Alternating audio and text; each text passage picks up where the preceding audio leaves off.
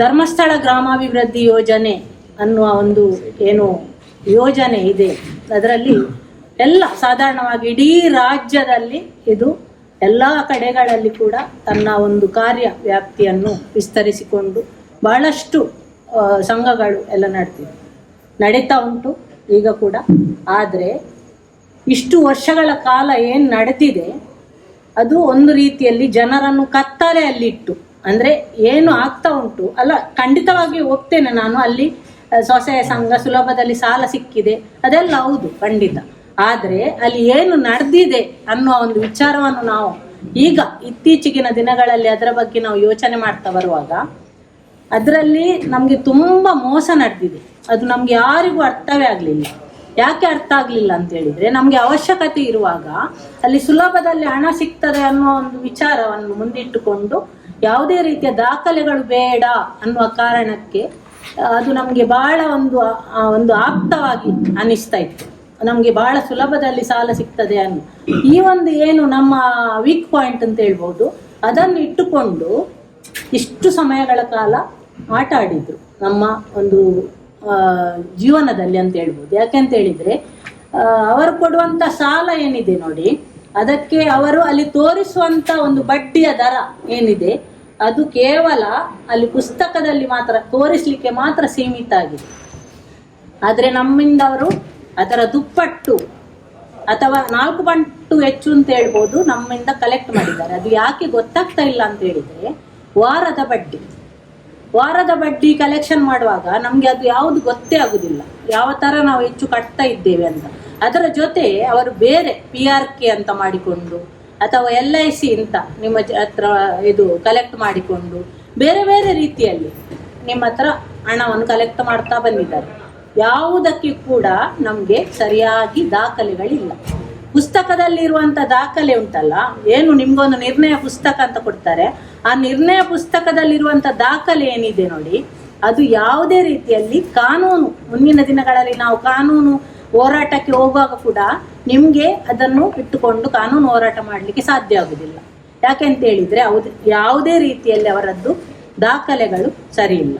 Bank ಅಂತ ಹೇಳ್ತಾರೆ, ಅವರದ್ದು ಸಂಸ್ಥೆಯ ಮುಖ್ಯಸ್ಥರೇ ಹೇಳಿದ್ದು ಬ್ಯಾಂಕಿನ ಸಾಲ ಅಂತ. ನೀವು ನೋಡಿರ್ಬೋದು, ಅವರು ಒಂದ್ಸಲ ಈ ಮೀಡಿಯಾದವರು ಕೇಳುವಾಗ ಶಿರೂರಿನ ಘಟನೆಯಲ್ಲಿ ಇಲ್ಲಿ ಎಲ್ಲ ತುಂಬ ಸಮಸ್ಯೆ ಆಗಿದೆ ಜನರಿಗೆ, ಈ ಸಮಯದಲ್ಲಿ ಏನಾದರೂ ಸಾಲ ಮನ್ನಾ ಮಾಡುವಂತ ಒಂದು ಯೋಚನೆ ಮಾಡಿದ್ದೀರಾ ಅಂತ ಕೇಳುವಾಗ ಅದು ಸಾಧ್ಯ ಇಲ್ಲ. ಯಾಕೆಂತ ಹೇಳಿದ್ರೆ ಆ ಸಾಲಕ್ಕೂ ನಮಗೂ ಸಂಬಂಧ ಇಲ್ಲ, ಅದು ಬ್ಯಾಂಕ್ ಸಾಲ ಅಂತ ಹೇಳಿದ್ದು. ಆ ಬ್ಯಾಂಕ್ ಸಾಲ ಅಂತ ಹೇಳಿದ್ಮೇಲೆ ಬ್ಯಾಂಕಿನಲ್ಲಿ ದಾಖಲೆಗಳಿರ್ಬೇಕು ಅಲ್ವಾ. ಈಗ ಬ್ಯಾಂಕ್ ಸಾಲ ಅಂತ ಹೇಳಿದ್ರೆ ನೀವು ಒಂದು ಸಂಘ ಅಂತ ರಚನೆ ಮಾಡುವಾಗ ಆ ಸಂಘದ ಅಕೌಂಟ್ ಇರಬೇಕು ಬ್ಯಾಂಕಲ್ಲಿ. ಅಥವಾ ನೀವು ಪರ್ಸನಲ್ ಲೋನ್ ಕೊಡ್ತೀರಾದ್ರೆ ಪರ್ಸನಲ್ ಆದ್ರೂ ಅಕೌಂಟ್ ಇರ್ಬೇಕು. ಏನೂ ಇಲ್ಲ, ನಿಮ್ಮ ಯಾವುದೇ ಅಕೌಂಟ್ ಅಲ್ಲಿ ಇಲ್ಲ. ಅದು ನಿಮ್ಗೆ ಇಲ್ಲಿ ತನಕ ಯಾರಿಗೂ ಗೊತ್ತಾಗ್ಲಿಲ್ಲ. ಯಾಕೆ ಗೊತ್ತಾಗ್ಲಿಲ್ಲ ಅಂತ ಹೇಳಿದ್ರೆ, ನಾವು ಆ ನಿರ್ಣಯ ಪುಸ್ತಕವನ್ನು ನಂಬಿಕೊಂಡಿದ್ದೆವು ಇಷ್ಟು ಸಮಯ. ಆ ನಿರ್ಣಯ ಪುಸ್ತಕದಲ್ಲಿ ಏನು ಬರ್ದಿದೆ ಅದನ್ನು ನಾವು ನಂಬಿಕೊಂಡು ಇಷ್ಟು ಸಮಯಗಳ ಕಾಲ ಏನ್ ಮಾಡಿದ್ದೇವೆ, ಅದನ್ನು ನಂಬಿಕೊಂಡು ಕೆಲಸ ಮಾಡಿಕೊಂಡು ಹೋಗಿದ್ದೇವೆ. ಆದ್ರೆ ಈಗ ಇತ್ತೀಚಿನ ದಿನಗಳಲ್ಲಿ ಏನು ಅವರಿಂದಲೇ ಬಂದಂತ ಒಂದು ಹೇಳಿಕೆ ಉಂಟಲ್ಲ, ಬ್ಯಾಂಕಿನ ಸಾಲ ಅಂತ, ಆ ನಂತರ ಜನರು ಬ್ಯಾಂಕಿನ ಸಾಲದ ಹೌದಾ ಅಲ್ವಾ ಅನ್ನುವಂತ ವಿಚಾರವನ್ನು ಸತ್ಯವನ್ನು ತಿಳ್ಕೊಳ್ಳಿಕ್ಕೆ ಹೋದ್ರು. ಸತ್ಯವನ್ನು ತಿಳ್ಕೊಳ್ಳಿಕ್ಕೆ ಹೋಗುವಾಗ ಜನರಿಗೆ ಸತ್ಯದ ಅರಿವಾಗ್ತಾ ಉಂಟು. ಬ್ಯಾಂಕಿನವರು ಹೇಳ್ತಾ ಇದ್ದಾರೆ, ನಿಮ್ಮ ಯಾವುದೇ ವ್ಯವಹಾರಗಳು ಇಲ್ಲಿ ಇಲ್ಲ, ನಿಮ್ಮ ವ್ಯವಹಾರ ಅಂದ್ರೆ SKDRDP ಸಂಸ್ಥೆಯ CC ಖಾತೆ ಮಾತ್ರ ನಮ್ಮ ಬ್ಯಾಂಕಲ್ಲಿ ಇದೆ ಹೊರತು ನಿಮ್ಮ ಸಂಘದ ಪ್ರತ್ಯೇಕವಾದ ಖಾತೆ ಅಥವಾ ಅದರ ಟ್ರಾನ್ಸಾಕ್ಷನ್ ನ ವಿವರ ಅದನ್ನು ಕೊಡ್ಲಿಕ್ಕೆ ನಮ್ಗೆ ಸಾಧ್ಯ ಇಲ್ಲ ಅಂತ ಹೇಳ್ತಾರೆ ಅವರು. ಅದು ಯಾಕೆ ಹಾಗೆ ಆಯ್ತು ಅಂತ ಹೇಳಿದ್ರೆ, ನಿಮ್ಮ ಬ್ಯಾಂಕಿನಲ್ಲಿ ಏನು ನಿಮ್ಗೆ ಬ್ಯಾಂಕಲ್ಲಿ ಅಂತ ಹೇಳಿದ್ದಾರೆ, ಆ ಬ್ಯಾಂಕಲ್ಲಿ ನಿಮ್ಮ ಯಾವುದೇ ಸಂಘದ ಖಾತೆ ಇಲ್ಲ, ಅಲ್ಲಿರುವುದು CC ಖಾತೆ. ಆ CC ಖಾತೆಯಲ್ಲಿ ಎಲ್ಲ ಟ್ರಾನ್ಸಾಕ್ಷನ್ಗಳು ನಡೀತದೆ. ಎಲ್ಲಿವರೆಗೆ ಅಂದ್ರೆ ಸಂಬಳ ಕೊಡುವುದು ಸಮೇತ ಅಲ್ಲಿ ನಡೀತದೆ. ನೀವು ಗಮನಿಸಿರ್ಬಹುದು, ಇಲ್ಲಿ ಕೆಲವರು ಅಧ್ಯಕ್ಷ ಕಾರ್ಯದರ್ಶಿ ಆಗಿದ್ದವರಿಗೆ ಗೊತ್ತಿರ್ಬೋದು, ನಿಮ್ಗೆ ಮೆಸೇಜ್ ಬರುವಾಗ ರಾತ್ರಿ 12 ಗಂಟೆಗೆ ಬೆಳಿಗ್ಗೆ 6 ಗಂಟೆಗೆ ಡೆಬಿಟ್ ಕ್ರೆಡಿಟ್ ಆದಂತ ಮೆಸೇಜ್ ಬರ್ತದೆ. ನಿಮ್ಮ ಹತ್ರ ಕಲೆಕ್ಷನ್ ಮಾಡೋದು ವಾರಕ್ಕೆ ಒಂದೇ ಸಲ, ಆದ್ರೆ ನಿಮ್ಗೆ ಮೆಸೇಜ್ ಬರುವಾಗ ವಾರದ ಪ್ರತಿದಿನವೂ ಮೆಸೇಜ್ ಬರ್ಲಿಕ್ಕೂ ಚಾನ್ಸ್ ಉಂಟು. ಆ ತರದ ವ್ಯವಹಾರ ಮಾಡ್ತಾ ಇದ್ದಾರೆ. ಅಂದ್ರೆ CC ಖಾತೆ ನೀವು ಈಗ ಏನ್ ಮಾಡ್ತಾ ಇದ್ದೀರಿ ಅಂತ ಹೇಳಿದ್ರೆ ಸ್ಟೇಟ್ಮೆಂಟ್ ಕೊಡಿ. ಈಗ ಜನರದ್ದೆಲ್ಲರದ್ದು ಒಂದು ಏನು ಇದು ಒಂದು ಆಗ್ರಹ ಅಂತ ಹೇಳಿದ್ರೆ, ನಾವು ಮಾಡಿದ ವ್ಯವಹಾರಕ್ಕೆ ನಮ್ಗೆ ಸ್ಟೇಟ್ಮೆಂಟ್ ಕೊಡಿ ಅಂತ. ಆ ಸ್ಟೇಟ್ಮೆಂಟ್ ನೀವು ಕೇಳುವಾಗ ಅವರು ಏನ್ ಮಾಡ್ತಾ ಇದ್ದಾರೆ ಅಂತ ಹೇಳಿದ್ರೆ, ಅವರ ಕಂಪ್ಯೂಟರ್ ಇಂದ, ಅವರ ಆಫೀಸಲ್ಲಿರುವ ಕಂಪ್ಯೂಟರ್ನಿಂದ ಸ್ಟೇಟ್ಮೆಂಟ್ ತೆಗೆದು ತಂದು ಬ್ಯಾಂಕಿನ ಸೀಲ್ ಫೋರ್ಜರಿ, ನಿಜವಾಗಿ ಅದೆಲ್ಲ ಮಾಡ್ಲಿಕ್ಕಿಲ್ಲ, ಬ್ಯಾಂಕ್ ಅವರ ಜೊತೆ ಶಾಮೀಲಾಗಿದೆ ಅನ್ನೋದಕ್ಕೆ ಇದೊಂದು ಉದಾಹರಣೆ. ಬ್ಯಾಂಕಿನ ಒಂದು ಸೀಲ್ ಅನ್ನೋದಕ್ಕೆ ಹಾಕಿ ನಿಮ್ಗೆ ಕೊಡ್ತಾರೆ. ಜೊತೆಗೆ ನಿಮ್ಗೆ ನೋಟಿಸ್ ಅಂತ ಒಂದು ಕಳಿಸ್ತಾ ಇದ್ದಾರೆ. ಈಗ ಹೆಚ್ಚಿನವ್ರಿಗೆ ಗೊತ್ತಿರ್ಬೋದು, ನನ್ಗೆ ದಿನಕ್ಕೆ ಒಂದು 2 ಜನ ಆದ್ರೂ ಕಳಿಸ್ತಾರೆ, ಮೇಡಮ್ ನನ್ಗೆ ನೋಟಿಸ್ ಬಂದಿದೆ ಅಂತ. ನೋಟಿಸ್ ಹೇಗಿರ್ತದೆ ಅಂತ ಹೇಳಿದ್ರೆ, ಎಲ್ಲರ ಹೆಸರು ಇರ್ತದೆ ಅದರಲ್ಲಿ, ಎಲ್ಲ ವಿಚಾರಗಳು ಹೌದು ಕರೆಕ್ಟ್ ಮೆನ್ಷನ್ ಮಾಡಿರ್ತಾರೆ, ಅಡ್ರೆಸ್ ಅದು ಇದು ಎಲ್ಲ. ಅಲ್ಲಿ ಸೀಲ್ ಬ್ಯಾಂಕ್ ಇದ್ದಿರ್ತದೆ ಕೆಳಗೆ. ಆದ್ರೆ ನೀವು ಅದನ್ನು ಕೊಂಡೋಗಿ ಬ್ಯಾಂಕ್ ಅಲ್ಲಿ ಕೇಳಿದ್ರೆ ಬ್ಯಾಂಕ್ ಹೇಳ್ತದೆ ಇದು ನಮ್ಮದಲ್ಲ ನೋಟಿಸ್, ನೋಟಿಸ್ ಅವರದ್ದು, ಸೀಲ್ ನಮ್ಮದು ಅಂತ. ಆಗ್ತದಾ? ಸಾಧ್ಯ ಇದೆಯಾ? ಯಾರದ್ದು ನೋಟಿಸ್ಗೆ ಬ್ಯಾಂಕಿನವರು ಸೀಲ್ ಹಾಕೊಟ್ರೆ ಸಾಧ್ಯ ಅಂತ? ಅದು ಬ್ಯಾಂಕ್ ನೋಟಿಸ್ ಆಗ್ತದಾ? ಈಗ ಅದರಲ್ಲೂ ಒಂದು ಮುಂದೆ ಹೋಗಿದ್ದಾರೆ ಹೆಜ್ಜೆ. ನಿಮ್ಮ ಲೋಕಲ್ ಬ್ಯಾಂಕ್ಗಳ ಯಾವುದರ ಸೀಲು ಅಲ್ಲ, ಧರ್ಮಸ್ಥಳದ ಬ್ಯಾಂಕ್ ಆಫ್ ಬರೋಡದ ಸೀಲ್, ಬ್ಯಾಂಕ್ ಆಫ್ ಬರೋಡದ್ದು ಧರ್ಮಸ್ಥಳದ ಸೀಲ್ ಹಾಕಿ ಕೊಡ್ತಾ ಇದ್ದಾರೆ. ನಿಮ್ಗೆ ಬರುವಂತ ಪ್ರತಿಯೊಂದು, ಈಗ ಅವರು ಏನ್ ಕೇಳಿದ್ರು, ಧರ್ಮಸ್ಥಳಕ್ಕೆ ಹೋಗಿ ಬ್ಯಾಂಕ್ ಆಫ್ ಬರೋಡ ಧರ್ಮಸ್ಥಳದಲ್ಲಿ ಕೇಳಿ ಅಂತ ಹೇಳ್ತಾರೆ. ಅದರ ಅರ್ಥ ಏನು ಅಂತ ಹೇಳಿದ್ರೆ, ಆ ಧರ್ಮಸ್ಥಳದ ಬ್ಯಾಂಕ್ ಆಫ್ ಬರೋಡ ಮತ್ತು ಇವರು ಒಟ್ಟು ಸೇರಿಕೊಂಡು ಒಂದು ಈ ರೀತಿಯ ಒಂದು ಷಡ್ಯಂತ್ರ ಮಾಡ್ತಾ ಇದ್ದಾರೆ. ಅಂದ್ರೆ ಅವರಿಗೆ ಗೊತ್ತಿದೆ, ಅಲ್ಲಿ ಹೋದಾಗ ಅವರ ಪರವಾಗಿಯೇ ಕೆಲಸಗಳು ನಡೀತದೆ ಅನ್ನೋದು ಗೊತ್ತಿದೆ, ಅದಕ್ಕೋಸ್ಕರ ಅಲ್ಲಿದ್ದು ಮಾಡ್ತಾರೆ. ಸ್ವಸಹಾಯ ಸಂಘದ ರೂಲ್ಸ್ ಹೇಗೆ ಇದೆ ಅಂತ ಹೇಳಿದ್ರೆ, ಯಾವುದೇ ಒಂದು ಇಷ್ಟು ವ್ಯಾಪ್ತಿ ಅಂತ ಉಂಟು. BC, ಇವರು BC ಅಂತ ಹೇಳ್ತಾ ಇದ್ರಲ್ಲ ಇಷ್ಟು ಸಮಯ, ನಾವು BC ಆಗಿ ಕೆಲಸ ಮಾಡ್ತಾ ಇದ್ದೇವೆ, ಏಜೆಂಟ್ ಆಗಿ ಕೆಲಸ ಮಾಡ್ತಿದ್ದೇವೆ ಅಂತ. ಏಜೆಂಟ್ ಆಗಿ ಒಂದು BC ಆಗಿ ಕೆಲಸ ನಿರ್ವಹಿಸುವುದಂದ್ರೆ ಅದು 35 ಕಿಲೋಮೀಟರ್ ವ್ಯಾಪ್ತಿಯ ಒಳಗೆ ವ್ಯವಹಾರ ನಡೀಬೇಕು. ಒಬ್ಬ BC ಸಂಸ್ಥೆ, ನಿಜವಾಗಿ ಸಂಸ್ಥೆ BC ಆಗ್ಲಿಕ್ಕಿಲ್ಲ. BC ಅಂದ್ರೆ ಒಂದು ವ್ಯಕ್ತಿ ಆಗ್ಬೇಕು. ಒಂದು ಬ್ಯಾಂಕಿನಿಂದ ಒಂದು BC ನಮಗೂ ಕೊಡ್ತಾರೆ, ಯಾರು ಬೇಕಾದ್ರೂ BC ಏಜೆಂಟ್ ಆಗ್ಬಹುದು, ಆದ್ರೆ ವ್ಯಕ್ತಿ ಇದು ಸಂಸ್ಥೆ ಹೆಸರಲ್ಲಿ BC ಅಂತ ಹೇಳ್ತಾರೆ. ಆ BC, ಒಬ್ಬ BC ಒಂದು ಸಂಸ್ಥೆ ಇಡೀ ರಾಜ್ಯದಲ್ಲಿ ಕಾರ್ಯನಿರ್ವಹಿಸುವುದು ಹೇಗೆ ಅನ್ನೋದು ನಮ್ಮ ಪ್ರಶ್ನೆ. ಸಾಧ್ಯ ಇಲ್ಲ. ಅದು 35 ಕಿಲೋಮೀಟರ್ಗೆ ಒಂದೊಂದು BC ಚೇಂಜ್ ಆಗ್ಬೇಕು, BC ಏಜೆಂಟ್ ಆಗ್ಬೇಕು. ಅದರಲ್ಲಿ ಕೂಡ ಅವರು ಸುಳ್ಳು ಹೇಳಿದ್ದಾರೆ. ಮತ್ತೆ ಟ್ರಸ್ಟ್ BC ಆಗ್ಲಿಕ್ಕಿಲ್ಲ. ಎಲ್ಲರೂ ಗಮನಿಸಿ, ಯಾವುದೇ ಕಾರಣಕ್ಕೂ ಟ್ರಸ್ಟ್ ಅನ್ನೋದು BC ಏಜೆಂಟ್ ಆಗಿ ಕೆಲಸ ಮಾಡ್ಲಿಕ್ಕಿಲ್ಲ. ಟ್ರಸ್ಟ್ ಅನ್ನೋದು ಸಮಾಜ ಸೇವೆಗೆ ಇರುವಂತದ್ದು, ಅದರಲ್ಲಿ ಸಮಾಜ ಸೇವೆ ಕೆಲಸ ಮಾಡಬಹುದು. ಆದ್ರೆ ಟ್ರಸ್ಟ್ BC ಆಗಿ ಕಾರ್ಯನಿರ್ವಹಿಸಿ ಸಾಲ, ಅಕ್ರಮ ಬಡ್ಡಿ ದಂಧೆ ನಡೆಸ್ತಾ ಇದ್ದಾರೆ ಅವರು. ಇದು ಹೇಗೆ ಆಯ್ತು ಅಂತ ಹೇಳಿದ್ರೆ, ಇವರ ಜೊತೆ ಬ್ಯಾಂಕ್ ಶಾಮೀಲಾಗಿದೆ, ಇವರ ಜೊತೆ ಇಡೀ ವ್ಯವಸ್ಥೆ ಶಾಮೀಲಾಗಿದೆ. ಇದರಲ್ಲಿ SKDRDP ಎಷ್ಟು ಮೋಸ ಮಾಡ್ತಾ ಇದ್ದಾರೆ, ಆ ಮೋಸದ ಪಾಲು ಬ್ಯಾಂಕಿಗೂ ಇದೆ. ಇವತ್ತು ಅವರು ಏನ್ ಮಾಡ್ತಾ ಇದ್ದಾರೆ ಅಂದ್ರೆ ತಪ್ಪಿಸಿಕೊಳ್ತಾ ಇದ್ದಾರೆ. ಅವರಿಗೆ ಗೊತ್ತಾಗಿದೆ ಇದು ನಮ್ಮ ಬುಡಕ್ಕೆ ನಾಳೆ ಬರ್ತದೆ ಅಂತ. ಆದ ಕಾರಣಕ್ಕೆ ಅವರು ಏನ್ ಹೇಳ್ತಾ ಇದ್ದಾರೆ ಅಂತ ಹೇಳಿದ್ರೆ, ನೀವು ದಯವಿಟ್ಟು ಯಾರು ಕೂಡ ಇಲ್ಲಿ ಬರಬೇಡಿ, ಇಲ್ಲಿ ನಿಮ್ಮದು ಯಾವುದೇ ವ್ಯವಹಾರ ಇಲ್ಲ, ಇಲ್ಲಿ ಇರುವುದು SKDRDP ಸಂಸ್ಥೆಯ ವ್ಯವಹಾರ ಅಂತ ಅವರು ಹೇಳ್ತಾ ಇದ್ದಾರೆ. ಆಗಿರುವಾಗ ಈ ಒಂದು ಸಂಸ್ಥೆಯನ್ನು ನಾವು ಅಧಿಕೃತ ಸಂಸ್ಥೆ ಅಥವಾ ಅವರು ಮಾಡುತ್ತಿರುವಂತ ವ್ಯವಹಾರ ಅದು ಸಕ್ರಮ ವ್ಯವಹಾರ ಅಂತ ಒಪ್ಪಿಕೊಳ್ಳಿಕ್ಕೆ ಸಾಧ್ಯವಾ ಅನ್ನೋದನ್ನು ನಮ್ಗೆ ಪ್ರಶ್ನೆ ಮಾಡಿಕೊಳ್ಬೇಕು. ಇದು ಮುಖ್ಯವಾದ ಪ್ರಶ್ನೆ ಇದು. ಮತ್ತೆ ನೀವು ಯಾವುದೇ ಕೇಳಿ, ನೀವು ಯಾವುದೇ ದಾಖಲೆಗಳನ್ನು ಕೇಳಿ, ಅವರು ಹೇಳುವುದು ಒಂದೇ, ಆಫೀಸಿಗೆ ಬನ್ನಿ ಅಂತ. ದಾಖಲೆ ಕೇಳಿದ ತಕ್ಷಣ ಆಫೀಸಿಗೆ ಬನ್ನಿ ಅಂತ. ನೀವು ಸಂಘ ಮಾಡುವಾಗ ಆಫೀಸಿಗೆ ಹೋಗಿದ್ದೀರಾ? ಯಾರಾದ್ರೂ ಆಫೀಸಿಗೆ ಹೋಗಿದ್ದೀರಾ ಸಂಘ ಮಾಡುವಾಗ? ಇಲ್ಲ. ನಿಮ್ಮ ಕಲೆಕ್ಷನ್ ಎಲ್ಲಿ ಆಗುದು? ನಿಮ್ಮ ಊರಿನಲ್ಲೇ ಒಂದು ಕಲೆಕ್ಷನ್ ಸೆಂಟರ್ ಅಲ್ಲೇ ಆಗುದು ಅಲ್ವಾ? ನಿಮ್ಮ ಮನೆಗೆ ಬರ್ತಾರೆ ಕಲೆಕ್ಷನ್ಗೆ, ನಿಮ್ಮ ಮನೆಗೆ ಬಂದು ಎಲ್ಲ ಏನು ಬೇಕಿದ್ರು ಮನೆಗೆ ಬರ್ತಾರೆ. ಆಗಿರುವಾಗ ನಿಮ್ಮ ದಾಖಲೆಯನ್ನು ಕೊಡ್ಲಿಕ್ಕೆ ಆಫೀಸಿಗೆ ಯಾಕೆ ಕರೀತಾರೆ? ಯಾಕೆ ಅಂತ ಹೇಳಿದ್ರೆ, ನಿಮ್ಮನ್ನಲ್ಲಿ ಕೂತ್ಕೊಳಿಸಿ ಅವರದ್ದೊಂದು ಗುಂಪನ್ನು ಸೇರಿಸಿಕೊಂಡು ನಿಮ್ಮನ್ನಲ್ಲಿ ಟಾರ್ಚರ್ ಮಾಡ್ತಾರೆ. ಇದು ಸರಿ ಇದೆ, ಇದು ಸರಿ ಇದೆ, ಇದು ಸರಿ ಇದೆ ಅಂತ. ಅದನ್ನು ಮಾಡ್ಲಿಕ್ಕೋಸ್ಕರ ಆಫೀಸಿಗೆ ಬನ್ನಿ ಅಂತ ಹೇಳ್ತಾರೆ. ಆದ್ರೆ ಜನರು ಈಗ ಜಾಗೃತರಾಗಿದ್ದಾರೆ ಮತ್ತು ಬುದ್ಧಿವಂತರಾಗಿದ್ದಾರೆ, ಯಾರು ಹೋಗುದಿಲ್ಲ ಆಫೀಸಿಗೆ. ನಾವು ನಮ್ಮ ಮನೆಯಿಂದಲೇ ನೀವು ಹಣ ಇಲ್ಲಿ ಕಲೆಕ್ಟ್ ಮಾಡಿದ್ದು, ನಮ್ಮ ಮನೆಗೆ ಬಂದದ್ದು, ನಾವು ಆಫೀಸಿಗೆ ಬರುವುದಿಲ್ಲ ಅಂತ ಹೇಳ್ತಾ ಇದ್ದಾರೆ. ಅದು ಅವರಿಗೆ ಹಿನ್ನಡೆ ಆಗ್ತಾ ಉಂಟು. ಹಾಗಾಗಿ ಅದು ಕಷ್ಟ ಆಗ್ತಿದೆ. ಮತ್ತೊಂದು ಪೊಲೀಸ್ ಸ್ಟೇಷನ್ ಅಲ್ಲಿ ಕಂಪ್ಲೇಂಟ್ ಕೊಟ್ಟಾಗ ಈ ತರ ಎಲ್ಲ ಸಮಸ್ಯೆ ಆಗ್ತಾ ಉಂಟು, ಟಾರ್ಚರ್ ಮಾಡ್ತಾ ಇದ್ದಾರೆ, ನಮ್ಗೆ ದಾಖಲೆಗಳು ಕೇಳಿದ್ರೆ ಕೊಡ್ತಾ ಇಲ್ಲ ಅಂತ ನೀವೇನು ಕಂಪ್ಲೇಂಟ್ ಮಾಡಿದ್ರೆ ಅಲ್ಲಿ ಏನ್ ಮಾಡ್ತಾ ಇದ್ದಾರೆ ಅಂತ ಹೇಳಿದ್ರೆ ಪೊಲೀಸ್ ವ್ಯವಸ್ಥೆ ಕೂಡ ನೋಡಿ ಯಾವ ರೀತಿ ಅವರ ಜೊತೆ ಶಾಮೀಲಾಗಿದೆ ಅಂತ ಹೇಳಿದ್ರೆ ಅವರನ್ನು ಕರೀತಾರೆ. ನೀವು ಕೊಟ್ಟ ಕಂಪ್ಲೇಂಟ್ ಆದ್ಮೇಲೆ ಅವರ ಕಡೆ ಅವರನ್ನು ಕರೀತಾರೆ. ಕರೆಯುವಾಗ ಹೇಗೆ ಗೊತ್ತಾ, ಒಂದು ಮೇಲ್ವಿಚಾರಕರ ಒಂದು ಸೇವಾ ಪ್ರತಿನಿಧಿ ಮಾತ್ರ ಬರುವುದಲ್ಲ, ಒಂದು ತಂಡ ಬರ್ತದೆ ಅವರ ಜೊತೆ. ಆ ತಂಡದಲ್ಲಿ ಯಾರ್ಯಾರು ಇರ್ತಾರೆ ಅಂತ ಹೇಳಿದ್ರೆ ಆ ಊರಿನ ಪ್ರಮುಖರು ಸಹ ಇರ್ತಾರೆ, ಗ್ರಾಮ ಪಂಚಾಯತ್ನ ಸದಸ್ಯರು ಇರ್ತಾರೆ, ರಾಜಕಾರಣಿಗಳು ಇರ್ತಾರೆ. ಎಲ್ಲರನ್ನು ತಂದು ಕೂತ್ಕೊಳ್ಳಿಸ್ತಾರೆ ಅಲ್ಲಿ. ಇವರು ಒಬ್ಬರೇ ಹೋದ್ರೆ, ಇವರೊಬ್ಬ ಏಕಾಂಗಿಯಾಗಿ ಹೋದ್ರೆ, ಇವರೆಲ್ಲರೂ ಕೂಡ ಸೇರಿಕೊಂಡು ನಿಮ್ಮನ್ನು ಬ್ರೈನ್ ವಾಶ್ ಮಾಡುವ ಕೆಲಸ ಮತ್ತು ಬೆದರಿಸುವಂತ ಕೆಲಸವನ್ನು ಮಾಡ್ತಾರೆ. ಇದು ಎಲ್ಲ ಕಡೆಗಳಲ್ಲಿ ಆದಂಥದ್ದು, ರಾಜ್ಯದ ಪ್ರತಿ ಜಿಲ್ಲೆಯಲ್ಲಿ ಆದಂತ ಕೆಲಸ. ಅಂದ್ರೆ ಎಲ್ಲ ಸರಿ ಇದೆ ಅಲ್ಲ ಅಂತ ಅವರ ಹತ್ರ ಹೇಳಿಸುವುದು, ಎಲ್ಲ ಸರಿ ಇದೆ ಅಲ್ಲ, ಇಷ್ಟು ಸುಲಭದಲ್ಲಿ ಎಲ್ಲಿ ಸಾಲ ಸಿಗ್ತದೆ, ಡಾಕ್ಯುಮೆಂಟ್ ಇಲ್ಲದೆ ಎಲ್ಲಿ ಸಾಲ ಕೊಡ್ತಾರೆ ಅನ್ನುವಂಥದ್ದನ್ನು ನಿಮ್ಮ ತಲೆಗೆ ತುಂಬಿಸ್ತಾರೆ. ಆ ತರ ಮಾಡಿ ನಿಮ್ಮನ್ನು ಅಲ್ಲಿಂದ ಕಳಿಸ್ತಾರೆ. ಆಗ ಏನಾಗ್ತದೆ ಅಂತ ಹೇಳಿದ್ರೆ ಜನಸಾಮಾನ್ಯರಿಗೆ ಪೊಲೀಸ್ ಸ್ಟೇಷನ್ ಅಂದ್ರೆ ಭಯ ಹೋಗ್ತದೆ. ಸ್ಟೇಷನ್ಗೆ ಹೋಗುದಂತಲೇ ಅಂದ್ರೆ ಭಯ, ಅಂದ್ರೆ ನಾನು ಕಂಪ್ಲೇಂಟ್ ಕೊಟ್ಟು ನನ್ನ ಮೇಲೆ ಕಂಪ್ಲೇಂಟ್ ಮಾಡ್ತಾರೆ, ಆ ತರದ ಒಂದು ವ್ಯವಸ್ಥೆಗೆ ತಂದು ನಿಲ್ಲಿಸಿದ್ದಾರೆ. ಅಷ್ಟೇ ಅಲ್ಲ, ಮನೆಗೆ ಬಂದಾಗ ಮಹಿಳೆಯರು ಯಾವ ರೀತಿ ನೀವು ನೋಡಿರ್ಬೋದು ಕೆಲವೊಂದು ವಿಡಿಯೋಗಳಲ್ಲಿ, ಯಾವ ರೀತಿ ಅವರು ವರ್ತಿಸ್ತಾರೆ ಅಂತ ಹೇಳಿದ್ರೆ ಅವರೇ ಪುರುಷರ ಮೈ ಮೇಲೆ ಬೀಳುವಂತದ್ದು, ಬೇಕಂತಲೇ ಅವರನ್ನು ಇದು ಮಾಡುವಂಥದ್ದು, ಪ್ರೊವೋಕ್ ಮಾಡುವಂತ ಕೆಲಸವನ್ನು ಮಾಡ್ತಾರೆ.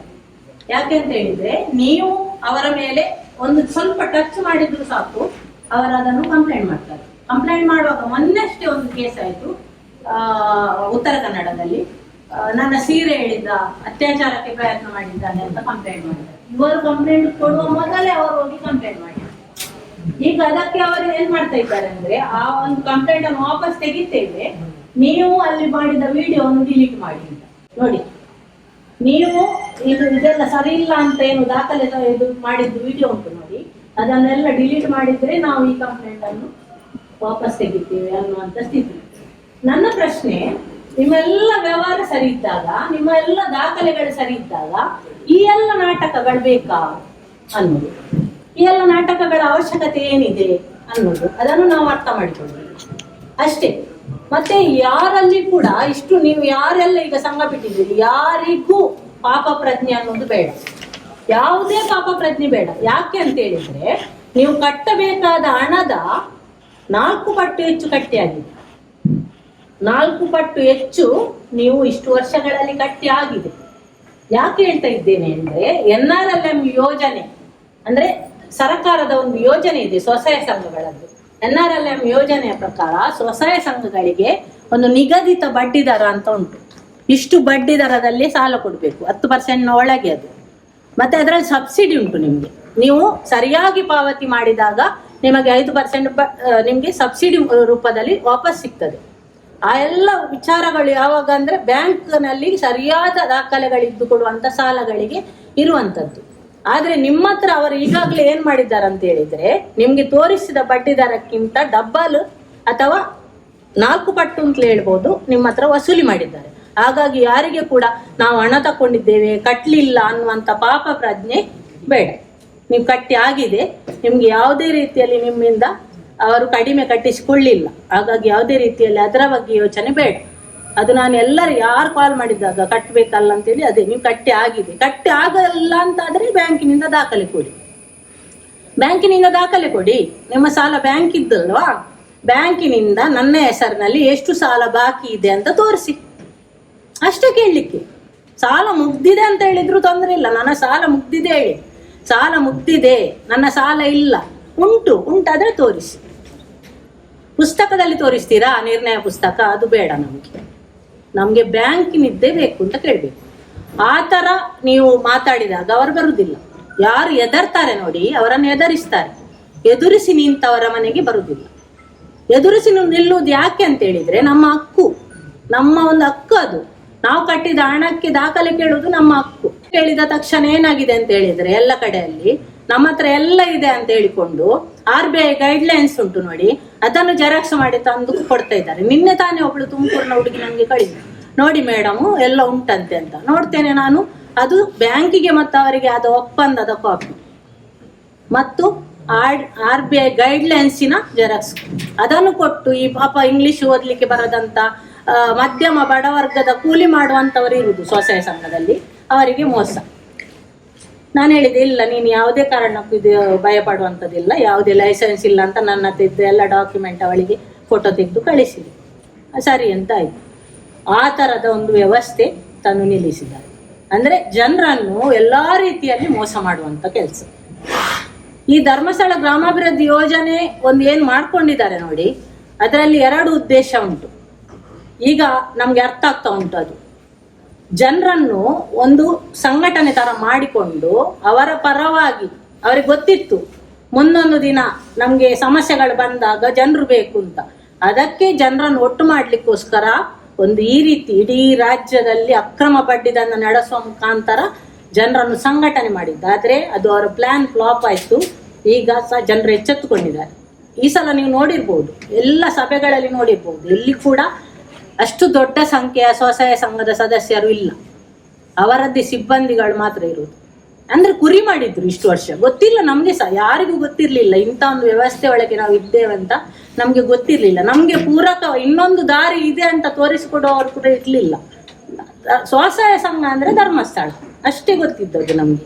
ಸ್ವಸಹಾಯ ಸಂಘ ಅಂದ್ರೆ ಬೇರೆ ಬೇರೆ ತರದಲ್ಲಿ ಉಂಟು, ಸ್ತ್ರೀ ಶಕ್ತಿ ಉಂಟು, ಅಥವಾ ಬ್ಯಾಂಕ್ಗಳು ಕೊಡ್ತಾ ಉಂಟು. ಅದಕ್ಕೆ ನೋಡಿ ಯಾವ ರೀತಿ ದಾಖಲೆ ಅಂತ ಹೇಳಿದ್ರೆ ನೀವೇ ನಿರ್ಣಯ ಮಾಡುದು, ನೀವೇ ಎಲ್ಲವನ್ನು ಅದರ ಹೆಸರಿಂದ ಹಿಡಿದು ಎಷ್ಟು ಕಟ್ಟಬೇಕು ಅನ್ನೋದು ಹಿಡಿದು ಎಲ್ಲವನ್ನು ನಿರ್ಣಯ ಮಾಡುವುದು ನೀವು. ಅಂತ ಒಂದು ವ್ಯವಸ್ಥೆ ಇರುವಾಗ ಯಾಕೆ ಬೇಕು ನಮ್ಗೆ ಈ ಜೀತದ ಪದ್ಧತಿ? ಈ ತರ ಯಾಕೆ ಬೇಕು? ಮತ್ತೊಂದು ವಿಷಯ ನೀವು ಗಮನಿಸಿ, ಅವರು ಹೇಳುದು ಇದು ಗುಂಪಿನ ಸಾಲ ಅಂತ. ನೀನು ಕಟ್ಟದಿದ್ರೆ ಅವನಿಗೆ ಕೊಡ್ಲಿಕ್ಕೆ ಆಗುದಿಲ್ಲ, ನಿನ್ನ ಬಾಕಿ ಇದ್ರೆ ಅವನಿಗೆ ಕೊಡ್ಲಿಕ್ಕೆ ಆಗುದಿಲ್ಲ. ಅವರ ಹತ್ರ ಕಟ್ಟಿಸಿಕೊಳ್ಳಿ, ಎಲ್ಲ ಕಟ್ಲಿಕ್ಕೆ ಹೇಳಿ, ಆಮೇಲೆ ನಿಮ್ಗೆ ಸಾಲ ಕೊಡ್ತೇವೆ ಅಂತ. ಖಂಡಿತವಾಗಿಯೂ ಇಲ್ಲ ಆ ತರ. ಯಾಕೆ ಹೇಳ್ಬೇಕಾ? ಅದು ಗ್ರೂಪ್ ಸಾಲ ಅಲ್ಲವೇ ಅಲ್ಲ. ಅವರು ನಿಮ್ಮನ್ನು ಆ ತರ ಒಂದು ತಂದದ್ದು ಮಾತ್ರ ಅದರೊಳಗೆ, ಖಂಡಿತವಾಗಿ ಗ್ರೂಪ್ ಸಾಲ ಅಲ್ಲ. ಗ್ರೂಪ್ ಸಾಲ ಅಂದ್ರೆ ಹೇಗೆ ಬರ್ಬೇಕು ಅಂತ ಹೇಳಿದ್ರೆ, ಬ್ಯಾಂಕಿನಲ್ಲಿ ಏಕಕಾಲಕ್ಕೆ ಇಷ್ಟು ಲಕ್ಷ ಸಾಲ ಅಂತ ಕೊಡುವುದು, ಅದನ್ನು ನಿಮ್ಗೆ ಹಂಚಿಕೊಳ್ಳುವುದು. 10 ಜನ ಇದ್ರೆ ನಿಮ್ಗೆ ಎಷ್ಟು ಬೇಕು? 50,000ವಾ? ನಿಮ್ಗೆ ಎಷ್ಟು ಬೇಕು? 1 ಲಕ್ಷವಾ? ಆ ತರ ಕೊಟ್ಟದ್ದನ್ನು ಗುಂಪು ಸಾಲ ಅಂತ ಹೇಳುದು. ನಿಮ್ಮಲ್ಲಿ ಹಾಗೆ ಯಾರಿಗಾದ್ರೂ ಬಂದಿದಾ? ಇಲ್ಲ, ಪ್ರತ್ಯೇಕ ಬಂದದ್ದು. ನಿಮ್ಗೆ ಬೇಕಾದಾಗ ನೀವು ಅರ್ಜಿ ಹಾಕಿದ್ದು, ಇನ್ನೊಬ್ಬನಿಗೆ ಬೇಕಾಗ ಅವನ ಅರ್ಜಿ ಹಾಕಿದ್ದು ಅಲ್ವಾ? ಆಗಿರುವಾಗ ಅದನ್ನು ಕಟ್ಟುವಾಗ ಯಾಕೆ ನೀನ್ ಕಟ್ಟಿದ್ರೆ ಮಾತ್ರ ಅವನಿಗೆ ಸಾಲ? ಖಂಡಿತ ಇಲ್ಲ. ಇದು ನಿಮ್ಮನ್ನವರು ಏನ್ ಮಾಡುದು? ಬ್ಲ್ಯಾಕ್ ಮೇಲ್ ಮಾಡುದು. ಅಂದ್ರೆ ನಿಮ್ಮನ್ನೇ ಎತ್ತಿ ಕಟ್ಟುದು. ಅಲ್ಲಿ ಅವರದ್ದು ಮುಖ್ಯ ಉದ್ದೇಶ ಏನು ಅಂತ ಹೇಳಿದ್ರೆ, ಸಾಲ ವಸೂಲಾತಿ ಮಾಡುವ ಉದ್ದೇಶ. ಅದರಲ್ಲಿ ಒಂದು ಅವರು ಟ್ರಿಕ್ ಮಾಡಿದ್ದು ಏನು ಅಂತ ಹೇಳಿದ್ರೆ, ಅದೇ ಮಾಡಿದ್ದು ನಿಮ್ಮನ್ನು ನೆರೆಹೊರೆಯಲ್ಲಿ ಜಗಳ ಮಾಡಿಸುವುದು, ಫ್ಯಾಮಿಲಿಯೊಳಗೆ ಜಗಳ ಮಾಡಿಸುವುದು. ನೀನು ಕಟ್ಟದ ಕಾರಣ ನನ್ಗೆ ಸಿಗ್ಲಿಲ್ಲ ಅನ್ನುವಂಥದ್ದು. ಅಲ್ಲಿ ಕ್ಲಾಶ್ ಬಂದ ತಕ್ಷಣ ಮಾನಸಿಕ ನೆಮ್ಮದಿಗೋಸ್ಕರ ಒಂದೊಂದ್ಸಲ ಏನಾಗ್ತದೆ ಅಂತ ಹೇಳಿದ್ರೆ, ನಮ್ಮ ನೆಮ್ಮದಿಗೋಸ್ಕರ ನಾವು ಶರಣಾಗ್ತೇವೆ, ಹೌದಲ್ಲ ಇರ್ಲಿ ಅಂತ. ಆ ಒಂದು ವೀಕ್ ಪಾಯಿಂಟ್ ಅನ್ನು ಇಟ್ಟು ಆಟ ಆಡಿಸ್ತಾ ಇದ್ದಾರೆ. ಇದೆಲ್ಲವನ್ನು ನೀವು ತಿಳ್ಕೊಳ್ಬೇಕು.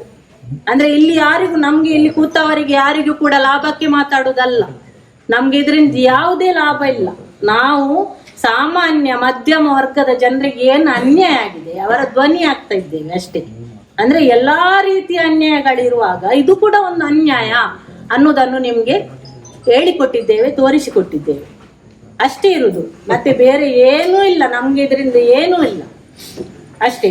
ಮತ್ತೆ ನೀವು ಇಷ್ಟು ಸಮಯ ಕಟ್ಲಿಲ್ಲ, ನಾಳೆ ಕಟ್ಲಿಕ್ಕೆ ಬರ್ತದ ಅಂತ ಅದೊಂದು ಭಯ ಉಂಟು. ತುಂಬಾ ಜನ ನಮ್ಗೆ ಕಾಲ್ ಮಾಡ್ತಾ ಇದ್ದಾರೆ, ಏನಾಗ್ಬೋದು ಮೇಡಮ್ ಕಟ್ಲಿಕ್ಕೆ. ನೋಡಿ, ನೀವು ಈಗ ಎಷ್ಟು ಸಮಯ ಆಗಿದೆ ನೋಡಿ ಕಟ್ಟುದು ಹಣ ಬಿಟ್ಟು. ಒಂದು ವೇಳೆ ಅವರ ಸಂಸ್ಥೆ ಸರಿಯಾಗಿ ಅನಧಿಕೃತ ಅಲ್ಲದೆ ಕರೆಕ್ಟ್ ದಾಖಲೆ ಇಟ್ಟುಕೊಂಡು ವ್ಯವಹಾರ ಮಾಡುವುದಾದ್ರೆ, ಬ್ಯಾಂಕಿನ ವ್ಯವಹಾರ ಆದ್ರೆ 3 ತಿಂಗಳಾಗುವಾಗ ಬ್ಯಾಂಕಿನಿಂದ ನಿಮ್ಗೆ ನೋಟಿಸ್ ಬರ್ತದೆ. ಈ ತರ ಅವರು ಕಳಿಸ್ತಾರೆ ನೋಡಿ, ಆ ತರ ಅಲ್ಲ, ಬ್ಯಾಂಕಿನಿಂದಲೇ ನೋಟಿಸ್ ಬರ್ತದೆ. ಆಮೇಲೆ ನೀವು ಪುನಃ ಕಟ್ಟದಿದ್ದ 6 ತಿಂಗಳ ನಂತರ ನಿಮ್ಗೆ ಕೋರ್ಟ್ ನೋಟಿಸ್ ಬಿಡ್ತಾರೆ. ಕೋರ್ಟ್ ನೋಟಿಸ್ ಬರಬೇಕು. ಈಗ ನಮ್ಮಲ್ಲಿ ಎಷ್ಟೋ ಜನ 1 ವರ್ಷ ಆದವರು 2 ವರ್ಷ ಆದವರೆಲ್ಲ ಇದ್ದಾರೆ. ಯಾರಿಗಾದ್ರೂ ಕೋರ್ಟ್ ನೋಟಿಸ್ ಬಂದಿದಾ? ಕೋರ್ಟ್ ನೋಟಿಸ್ ಯಾಕೆ ಬರ್ಲಿಲ್ಲ ಅದನ್ನು ನೀವು ಅರ್ಥ ಮಾಡಿಕೊಳ್ಬೇಕು. ಕೋರ್ಟ್ ನೋಟಿಸ್ ಬರಬೇಕಾದ್ರೆ ಆ ಸಂಸ್ಥೆ ಅಧಿಕೃತವಾಗಿರ್ಬೇಕು, ಎಲ್ಲಾ ದಾಖಲೆಗಳು ಸರಿ ಇರಬೇಕು, RBI ಅಂಡರ್ ಅಲ್ಲಿ ಇರಬೇಕು, ಎಲ್ಲ ವ್ಯವಹಾರಗಳವರದ್ದು ಪಾರದರ್ಶಕವಾಗಿದ್ದಾಗ ಮಾತ್ರ ಕೋರ್ಟ್ ನೋಟಿಸ್ ಕೊಡ್ಲಿಕ್ಕೆ ಆಗ್ತದೆ. ಹಾಗಾಗಿ ಅವರು ಕೋರ್ಟ್ ನೋಟಿಸ್. ಈಗ ಏನ್ ಮಾಡುದು, ಎದರಿಸುವುದು, ಬೆದರಿಸುವುದು, ಬ್ಲಾಕ್ ಮೇಲ್ ಮಾಡೋದು, ಅದನ್ನು ಮಾತ್ರ ಮಾಡ್ಲಿಕ್ಕೆ ಆಗ್ತದೆ. ಕಾನೂನು ರೀತಿಯಲ್ಲಿ ಹೋಗ್ಬೇಕಾದ್ರೆ ದಾಖಲೆಗಳು ಸರಿ ಇರಬೇಕು. ಒಂದು ವೇಳೆ ಅದು ಇದ್ರೆ ಇಷ್ಟೊತ್ತಿಗೆ ನಿಮ್ಮದು ಎಲ್ಲರದ್ದು ಕಾನೂನು ರೀತಿಯಲ್ಲಿ ಅವರು ಕಟ್ಟಿಸಿಕೊಟ್ಟಿದ್ದರು, ಅದನ್ನು ನೀವು ಅರ್ಥ ಮಾಡಿಕೊಳ್ಬೇಕು. ನಾಳೆ ಕಟ್ಟಲಿಕ್ಕೆ ಬರ್ತದ, ಅದು ಬರ್ತದೆ, ಇದು ಬರ್ತದ ಅಂತ. ಮತ್ತೆ ಮಾತಾಡ್ಲಿಕ್ಕೆ ಕಲಿಬೇಕು ಎಲ್ಲರೂ ಕೂಡ. ಹೆದರಿಕೆ ಕಡಿಮೆ ಆಗ್ಬೇಕು. ಪ್ರಶ್ನೆ ಏನು ನಮ್ಮ ಮನಸ್ಸಲ್ಲಿ ಮೂಡಿದೆ ಅಲ್ವಾ, ಅದನ್ನು ಕೇಳಲಿಕ್ಕೆ ಪ್ರಾರಂಭ ಮಾಡಬೇಕು. ಯಾಕೆ ಹೀಗೆ ಅಂತ ಪ್ರಶ್ನೆ ಮಾಡಿದವರ ಮನೆಗೆ ಬರುವುದಿಲ್ಲ. ಅದೊಂದು ಎಲ್ಲರೂ ಕೂಡ ಅರ್ಥ ಮಾಡಿಕೊಳ್ಬೇಕು. ಮತ್ತೆ ಇದು ಮತ್ತೊಂದು ವಿಷಯ ಹೇಳ್ತೇನೆ ನಾನು, ಅದು ನಾನು ಹೇಳಲೇಬೇಕು. ಯಾಕೆಂದ್ರೆ ಈಗ 1 ವರ್ಷದ ಮೊದಲು ಒಂದು ವಿಷಯ ಆದದ್ದು, ನೋಟಿಸ್ ಬಂದಿತ್ತು ಇದೇ ತರ. ಬ್ಯಾಂಕ್ ಆಫ್ ಬರೋಡಾದ ನೋಟಿಸ್ ಬಂದಿತ್ತು ಒಬ್ಬರಿಗೆ, ನನ್ನ ಪರಿಚಯದವರಿಗೆ. ಆ ಬ್ಯಾಂಕ್ ಆಫ್ ಬರೋಡಾದ ನೋಟಿಸ್ ಅಲ್ಲಿ ಅವರದ್ದು ಸಂಘದ ಸದಸ್ಯರ ಹೆಸರಿತ್ತು, ಇಷ್ಟು ಕಟ್ಲಿಕ್ಕೆ ಉಂಟು ಅಂತ. ಅದರಲ್ಲಿ 1-2 ಹೆಸರು ಉಂಟಲ್ಲ, ಸಂಘದಲ್ಲಿ ಇಲ್ಲದ ಸದಸ್ಯರ ಹೆಸರಿತ್ತು. ನಾನದು ಸರ್ ಗಿರೀಶ್ ಸರಿಗೆ ಸಹ ಕಳಿಸಿದ್ದೆ, ಈ ತರ ಉಂಟು ಸರ್ ಅಂತ. ಅದು ಹೇಗೆ ಆಗಿದೆ ಗೊತ್ತಾ, ಆ ಒಂದು ಆಧಾರ್ ಕಾರ್ಡ್ ಮತ್ತೆ ಅವರ ಡಿಟೇಲ್ ಕೊಟ್ಟು ನಮ್ಮ ಸಂಘಕ್ಕೆ ಸೇರ್ಲಿಕ್ಕೆ ಅಂತವ್ರು ಒಂದ್ಸಲ ಕೊಟ್ಟಿದ್ರಂತೆ. ಆಮೇಲೆ ಅವರು ಹೇಳಿದ್ರಂತೆ ಬೇಡ ನಮ್ಗೆ ಸಂಘ, ನಾವು ಸೇರುದಿಲ್ಲ ಅಂತೇಳಿ ಆಧಾರ್ ಕಾರ್ಡ್ ಅವರ ಕೈಯಲ್ಲಿ ಇಟ್ಟಿದ್ರು. ಈ ಆಧಾರ್ ಕಾರ್ಡ್ ಅನ್ನು ಇಟ್ಟುಕೊಂಡು ಯಾರನ್ನೋ ಡಮ್ಮಿ ಹೆಸರು ಹಾಕಿದ್ದಾರ ಗೊತ್ತಿಲ್ಲ, ಆ ಆಧಾರ್ ಕಾರ್ಡ್ ಅನ್ನು ಇಟ್ಟುಕೊಂಡು ಲೋನ್ ತೆಗೆದಿದ್ದಾರೆ. ಆ ನೋಟಿಸ್ ಅಲ್ಲಿ ಹೆಸರು ಬರುವಾಗ ಇದು ಹೇಗೆ ಬಂತು, ಇವರ ಹೆಸರು ಹೇಗೆ ಬಂತು ಕೇಳುವಾಗ ಉತ್ತರ ಇಲ್ಲ. ಆದ್ರೆ ನೋಡಿ ನಮ್ಮ ಜನರು ಎಷ್ಟು ಇದ್ದಿದ್ದಾರೆ ಅಂತ ಹೇಳಿದ್ರೆ, ನಾವು ಅವರಿಗೆ ಎಷ್ಟು ಹೇಳಿಕೊಟ್ರು ಕೂಡ ಜನರು ಅರ್ಥ ಮಾಡಿದ್ರು. ನೋಡಿ ಇದು ದೊಡ್ಡ ಫ್ರಾಡ್, ಇದಕ್ಕೆ ಕಂಪ್ಲೇಂಟ್ ಆಗ್ಬೇಕು ಅಂತ ಹೇಳಿ ಯಾರು ಮೇಡಮ್ ಇರ್ಲಿ ಮೇಡಮ್ ಅಂತ ಹೇಳ್ತಾರೆ. ನೀವು ಲೋನ್ ತೆಗಿಲಿಲ್ಲ, ನೀವು ಆ ಸಂಘದಲ್ಲಿ ಸದಸ್ಯರಲ್ಲ ಅಂತ ಆಗಿರುವಾಗ ನಿಮ್ಮ ಹೆಸರು ನೋಟಿಸ್ ಅಲ್ಲಿ ಬರ್ತದೆ ಅಂತ ಹೇಳುವಾಗ ನೀವು ಆಗ ಅಲ್ಲಿ ಹೋಗ್ಬೇಕಾ ಬೇಡವಾ ಕಂಪ್ಲೇಂಟ್ ಮಾಡ್ಲಿಕ್ಕೆ? ನಾನು ಸಂಘದ ಸದಸ್ಯನೇ ಅಲ್ಲ, ನನ್ನ ಹೆಸರಲ್ಲಿ ಲೋನ್ ಉಂಟು ಅಂತ ಬಂದಿದೆ ಅಂತ ಹೇಳಿದ್ರೆ ಅದನ್ನು ಪ್ರಶ್ನೆ ಮಾಡುವುದಿಲ್ಲ. ನಾವು ಯಾವತ್ತಿನವರೆಗೆ ಬಾಯಿ ಮುಚ್ಚಿ ಕೂತ್ಕೊಳ್ತೇವೆ ಅಲ್ಲಿ ತನಕ ನಮ್ಮ ಮೇಲೆ ಅನ್ಯಾಯ ನಿರಂತರವಾಗಿ ಆಗ್ತದೆ. ಸಂಘಟಿತರಾಗಿ ಹೋರಾಡಬೇಕು ಇದರ ವಿರುದ್ಧ ಅಂತ. ಎಲ್ಲಾ ರೀತಿಯ ಫ್ರಾಡ್ಗಳಾಗಿದೆ, ಎಲ್ಲಾ ರೀತಿಯ ಫ್ರಾಡ್ಗಳು.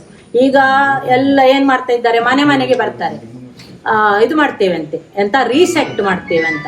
ರೀಸೆಟ್ ಮಾಡ್ತೇವೆ, 1 ವರ್ಷ 2 ವರ್ಷದನ್ನು 3 ವರ್ಷಕ್ಕೆ ಕೊಡ್ತೇವೆ, ವಾರಕ್ಕೆ ಕಮ್ಮಿ ಕಟ್ಟಲಿಕ್ಕೆ ಮಾಡ್ತೇವೆ, ಅದೆಲ್ಲ ಬರ್ತಾ ಉಂಟು. ಅದಕ್ಕೆ ಆಧಾರ್ ಕೇಳ್ತಾ ಇದ್ದಾರೆ, ಪಾನ್ ಕಾರ್ಡ್ ಕೇಳ್ತಾ ಇದ್ದಾರೆ, ತಂಬು ತಕೊಳ್ತಾ ಇದ್ದಾರೆ, ಸಹಿ ತಕೊಳ್ತಾ ಇದ್ದಾರೆ. ಇದು ಏನು ಉದ್ದೇಶ ಅಂತ ಅರ್ಥ ಆಯ್ತಾ ನಿಮ್ಗೆ? ಇದನ್ನು ಕೊಂಡೋಗಿ ಬ್ಯಾಂಕ್ ಅಲ್ಲಿ ನಿಮ್ಮ ಹೆಸರಲ್ಲಿ ಲೋನ್ ತೆಗಿತಾ ಇದ್ದಾರೆ. ಇದನ್ನು ಮಾಡಿದ್ದಾರೆ ಕೂಡ. ಇದು ನಾನೇನು ಕಟ್ಟುಕತೆ ಹೇಳುವುದಲ್ಲ. ಕುಂದಾಪುರದ ಒಂದು ಮಹಿಳೆ ಯಾವತ್ತೋ ಅವರ ಅಧ್ಯಕ್ಷೆ ಆಗಿದ್ದಾಗ ಕೊಟ್ಟಂತ ಒಂದು ಆಧಾರ್ ಕಾರ್ಡ್ ಇಟ್ಟುಕೊಂಡು ಅವರ ಹೆಸರಲ್ಲಿ ಈಗ 10 ಲಕ್ಷ ಲೋನ್ ಉಂಟು ಅಂತ ಬಂದಿತ್ತು.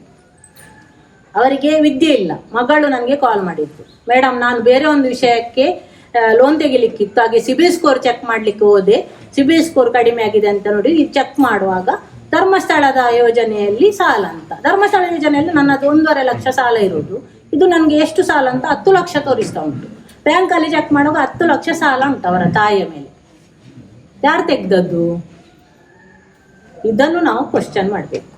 ಅದಕ್ಕೆ ನಾನು ಇಲ್ಲಿ ಇರುವವರಲ್ಲಿ ಸಹ ಹೇಳ್ತೇನೆ, ಹೊರಗೆ ನಿಮ್ಗೆ ಪರಿಚಯ ಇದ್ದವರ ಹತ್ರ ಸಹ ಹೇಳಿ, ಯಾವುದೇ ಕಾರಣಕ್ಕೂ ಡಾಕ್ಯುಮೆಂಟ್ ಕೊಡಬೇಡಿ, ಸಹಿ ಕೊಡಬೇಡಿ, ತಂಬು ಕೊಡಬೇಡಿ. ಒಂದು ವೇಳೆ ನೀವು ಡಾಕ್ಯುಮೆಂಟ್ ಕೊಟ್ಟಿದ್ರೆ ಈಗಲೇ ಸಿಬಿಲ್ ಸ್ಕೋರ್ ಚೆಕ್ ಮಾಡಿ, ಮತ್ತು ಕೂಡಲೇ ಬ್ಯಾಂಕಿಗೆ ಒಂದು ಲೆಟರ್ ಕೊಡಿ, ಸ್ಟೇಷನ್ಗೆ ಒಂದು ಲೆಟರ್ ಕೊಡಬೇಕು. ನಾನು ಈ ರೀತಿಯಲ್ಲಿ ನನ್ನ ಹತ್ರ ಸುಳ್ಳು ಹೇಳಿ ದಾಖಲೆ ಕೊಂಡೋಗಿದ್ದಾರೆ, ನಾಳೆ ನನ್ನ ದಾಖಲೆಗಳು ಏನಾದರೂ ಮಿಸ್ಯೂಸ್ ಆಗಿ ನನ್ನ ಹೆಸರಲ್ಲಿ ಸಾಲ ಇದ್ರೆ ಅದಕ್ಕೆ SKDRDP ಸಂಸ್ಥೆಯೇ ನೇರ ಹೊಣೆ ಆಗ್ತದೆ ಅಂತ ಹೇಳಿ ಬ್ಯಾಂಕಿಗೆ ಸಹ ಲೆಟರ್ ಕೊಡಬೇಕು, ಇದಕ್ಕೆ ಸಹ ಕೊಡಬೇಕು. ಜಾಗೃತರಾಗಬೇಕು. ತುಂಬಾ ಕಡೆ ಆಗಿದೆ ಇದು. ಇಲ್ಲಿ ನೀವು ರೈಟ್ ನ್ಯೂಸ್ ನೋಡ್ತಾ ಇದ್ರೆ ಗೊತ್ತಾಗ್ಬೋದು, 2 ದಿನ ಮೊದಲು ಇನ್ನೊಂದು ಕೇಸ್ ಬಂತು, 10 ಲಕ್ಷವ ಎಷ್ಟು ಸಾಲ ಉಂಟು ಅಂತ. ಹಾಗಾಗಿ ಎಷ್ಟು ಸಾಧ್ಯ ಇದೆಯೋ ಅಷ್ಟು ಜಾಗೃತಿ ಮಾಡಿ. ನೀವು ಜಾಗೃತರಾಗಿ, ಸಮಾಜದಲ್ಲಿರುವ ನಮ್ಮಂತವರು ತುಂಬಾ ಜನ ಇದ್ದಾರೆ, ಮಧ್ಯಮ ಬಡ ಜನರೇ ಇರುವುದು ಅದರೊಳಗೆ. ಎಲ್ಲರನ್ನು ಕೂಡ ಜಾಗೃತಿ ಮಾಡಿ, ಪೂರಕ ವ್ಯವಸ್ಥೆ, ಇನ್ನೊಂದು ವ್ಯವಸ್ಥೆಯನ್ನು ಕೂಡ ಮಾಡಿ. ಸಾಲ ನಿಲ್ಲಿಸುವುದಂದ್ರೆ ನಮ್ಗೆ ಬೇಕು ಸಾಲ, ಆದ್ರೆ ಆ ಸಂಘ ನಿಂತಾಗ ಇನ್ನೊಂದು ಬಾಗಿಲು ತೆರೆಯುವಂತ ವ್ಯವಸ್ಥೆಯನ್ನು ಕೂಡ ಮಾಡಬೇಕು. ಬ್ಯಾಂಕಿನ ಮುಖಾಂತರ ಸ್ವಸಹಾಯ ಸಂಘ ಮಾಡಿ ಅದನ್ನೊಂದು ಒಳ್ಳೆಯ ರೀತಿಯಲ್ಲಿ ಪ್ರಚಾರ ಮಾಡಿ ನಿಮ್ಮಿಂದ ಪ್ರೇರಿತರಾಗಿ ತುಂಬ ಜನ ಸಂಘ ಆ ರೀತಿ ಸ್ಟಾರ್ಟ್ ಮಾಡೋದು ಒಂದು ಕ್ರಾಂತಿ ಥರ ಆಗಲಿ. ಎಲ್ಲರೂ ಕೂಡ ಅದನ್ನು ಮಾಡಲಿ ಅಂತ ನಾನು ಆಶಿಸ್ತಾ ಇದ್ದೇನೆ.